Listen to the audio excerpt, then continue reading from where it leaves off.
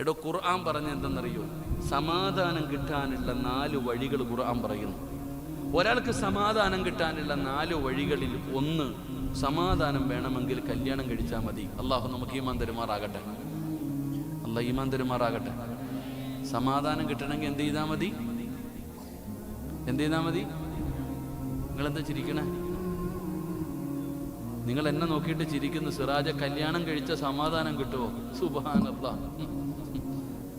അള്ളാഹുവിന്റെ വിശുദ്ധമായ ഖുർആൻ പറയുന്നു, വിവാഹം കഴിച്ച സമാധാനം കിട്ടും. അള്ളാഹു നമുക്ക് സമാധാനം നൽകുമാറാകട്ടെ. ഉണ്ടോ? എങ്ങനെ നടന്നതാ സിറാജ ഞാൻ? പടച്ചവനെ, പറന്ന് നടന്നേ ഞാൻ. എന്ന് കല്യാണം കഴിച്ചു അന്നത്തോടുകൂടി എൻ്റെ സമാധാനം പോയെന്ന് ആ ചിരിയുടെ അർത്ഥം എനിക്ക് മനസ്സിലായി. ഇവിടെ ഖുർആൻ പറഞ്ഞ വിവാഹം കഴിച്ച സമാധാനം കിട്ടും.